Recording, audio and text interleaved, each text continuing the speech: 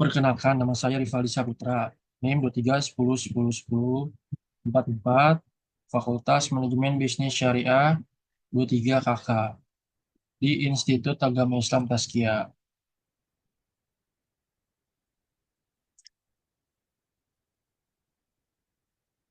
Di sini saya akan mempresentasikan dalam tugas UAS saya, yaitu kepemimpinan dalam organisasi mahasiswa.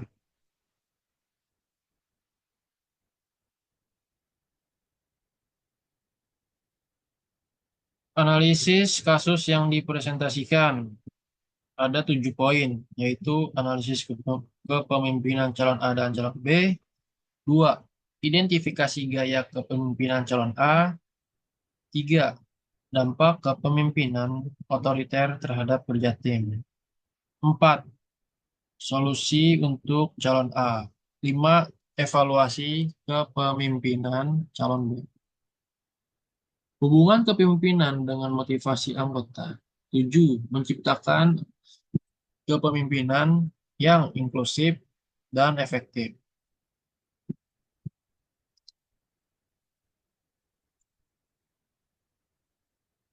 Setelah melihat studi kasus kepemimpinan dalam organisasi mahasiswa di suatu universitas swasta, di sini hasilnya adalah calon A memiliki gaya kepemimpinan otoriter karena sering mengambil keputusan tanpa melibatkan anggota lainnya dan mengandalkan otoritas pribadinya. Maka dengan sikap dan gayanya seolah tidak mencerminkan sebagai pemimpin. Sementara itu, di sisi lain calon B memiliki gaya kepemimpinan demokratis karena lebih terbuka terhadap kritik dan berusaha melibatkan semua anggota dalam diskusi. Tetapi dengan sikap kepemimpinannya yang kurang tegas, maka tujuan dari organisasinya tidak bisa membawa ke arah yang jelas. Lalu ada sisi kelebihan calon A, yaitu kemampuan komunikasi dan jaringan sosial yang luas. Lalu populer di kalangan anggotanya. Calon A juga mempunyai sisi kekurangannya, yaitu mengambil keputusan secara terburu-buru tanpa melibatkan anggota lainnya. 2. Tidak memperhatikan pendapat anggota. 3. Tidak dapat dipercaya karena sering kali mengabaikan janji dengan temannya. Kelebihan calon B, mendengarkan dan bekerja sama dengan baik, terbuka terhadap kritik, melibatkan semua anggota dalam diskusi. Kekurangan calon B, yaitu kurang tegas, menghindari konflik, tidak jelas arah organisasinya. Itu adalah analisis kepemimpinan dari calon A dan calon B. Oke, next. Slide selanjutnya. Identifikasi gaya kepemimpinan calon A. Setelah menganalisis, kita lihat identifikasi gaya kepemimpinan atau sikap kepemimpinan antara calon A itu seperti apa. Maka di sini hasilnya adalah calon A cenderung memiliki gaya kepemimpinan otoriter karena mengambil keputusan secara terburu-buru tanpa melibatkan anggota lainnya dan mengandalkan otoritas pribadinya. Berarti di sini si calon A itu bergerak sendiri tanpa berkompromi atau berdiskusi dengan anggotanya. Serta hal ini tidak sesuai dengan prinsip kepemimpinan demokratis yang menekankan partisipasi dan keikutsertaan anggotanya. Dia lupa kalau dia punya anggota. Sebagai pemimpin seharusnya tidak seperti itu. Terlalu otoriter itu. Next, berikutnya. Dampak kepemimpinan otoriter terhadap kinerja tim. Dampak jangka panjang dari kepemimpinan otoriter calon A adalah menurunnya motivasi dan komitmen anggota, meningkatnya konflik dan ketidakpuasan, sulit mencapai tujuan organisasi. Itu beberapa poin dampak jangka panjang dari gaya atau sikap atau sifat kepemimpinan otoriter calon A. Nah, lalu untuk hal mengurangi dampak negatif tersebut, maka calon A harus satu, melibatkan anggota dalam proses pengambilan keputusan. Yang kedua, meningkatkan komunikasi dan transparansi. Tiga, mengembangkan kemampuan mendengarkan dan bekerja sama tentunya. Oke, next. Nah, setelah mengidentifikasi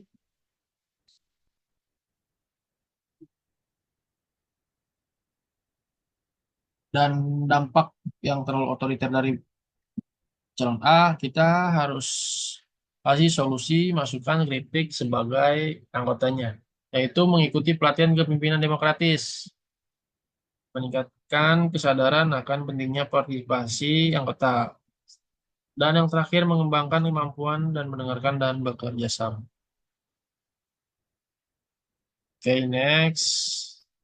Setelah solusi yang sudah diberikan, maka tentu ada hal evaluasi kepemimpinan calon B, yang mana gaya kepemimpinan calon B dapat berfungsi dengan baik dalam konteks organisasi ini karena lebih terbuka terhadap kritik, melibatkan semua anggota dalam diskusi, mendengarkan dan bekerja sama dengan baik. Namun, calon B harus mengatasi tantangan, kurang tegas, menghindari konflik, tidak jelas arah organisasi. Itu beberapa poin yang harus dievaluasi oleh calon B sebagai kepemimpinan organisasinya.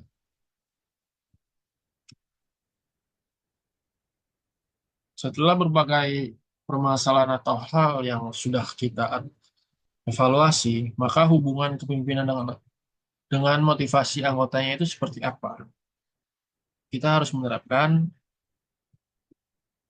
sikap, hubungan, motivasi kepada anggota kita sebagai pemimpin dalam suatu organisasi. Maka gaya kepemimpinan dan motivasi anggota. Yang satu, kepemimpinan otoriter, menggunakan kekuasaan dan kontrol untuk mencapai tujuan. Dampaknya menurunnya motivasi dan komitmen anggota. Dua, meningkatnya ketidakpuasan dan konflik. Tiga, kurangnya kreativitas dan inovasi. Nah, dari poin satu tersebut itu kita tidak terlalu bisa menggunakan kepemimpinan yang otoriter gitu. Itu namanya egois, tidak bisa atau tidak mau mendengarkan pendapat orang lain. A aja gitu. Itu keputusan tersendiri. Itu tidak baik dalam sebuah organisasi. Nah, lalu ada poin yang kedua, kepemimpinan kolaboratif, mengutamakan kerjasama dan partisipasi. Dampaknya meningkatnya motivasi dan komitmen anggota, meningkatnya kreativitas dan inovasi, membangun lingkungan organisasi yang positif. Nah, kepemimpinan yang kolaboratif itu berarti dia dapat bekerja sama, baik antara tim maupun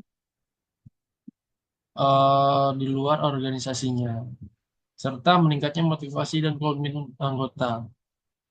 Nah, motivasi yang diberikan kepada anggotanya itu menjadikan suatu hal yang komitmen untuk anggotanya tersebut untuk berkontribusi. Nah, yang keduanya meningkatkan kreativitas dan inovasi. Nah, maka setelah diberi motivasi, mereka berkomitmen untuk melakukan hal-hal yang positif, apa meningkatnya kreativitas serta inovasi dari pemikirannya.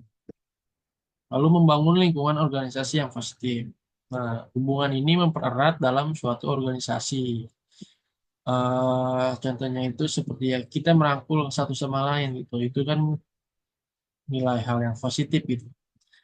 Serta ada teori motivasi yang relevan.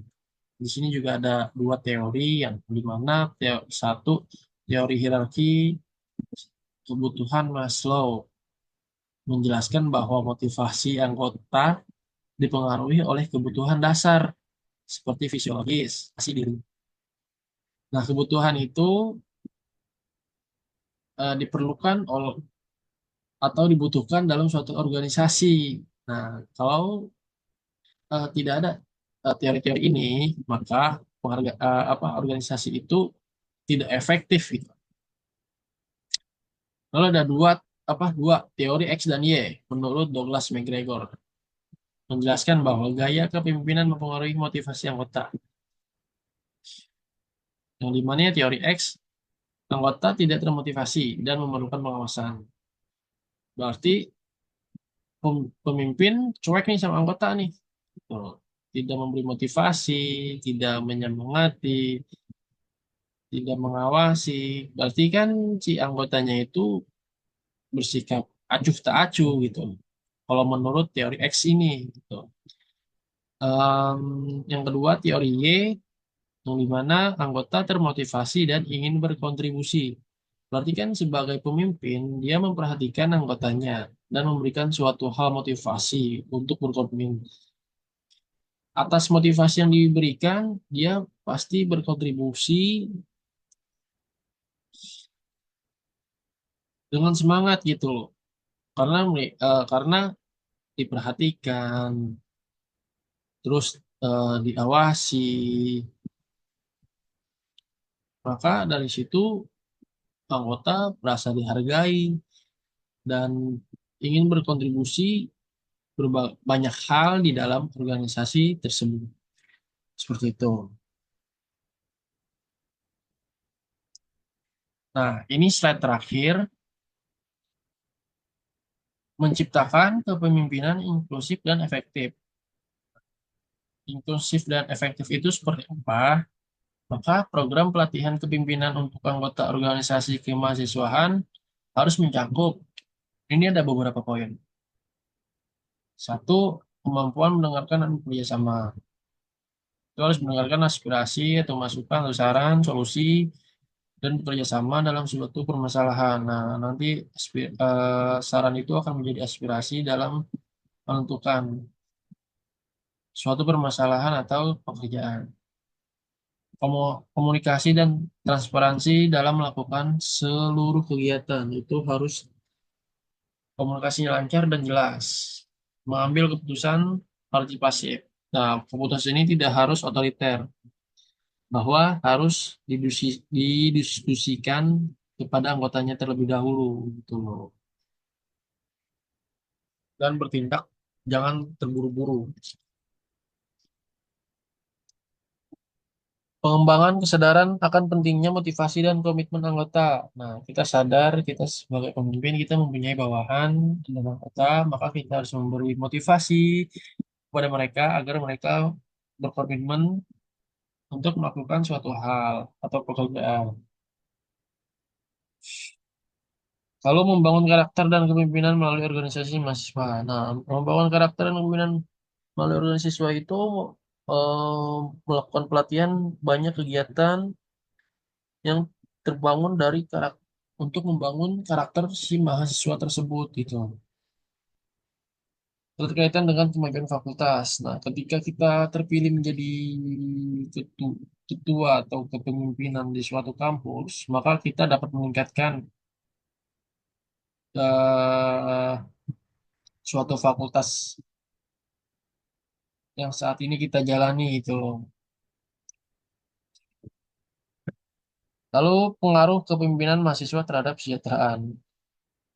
Dari lembaga atau organisasi mahasiswa itu, ketika sudah banyak atau sudah banyak hal yang dilakukan dan baik bermanfaat, maka timbullah rasa kesejahteraan terhadap mahasiswa lainnya.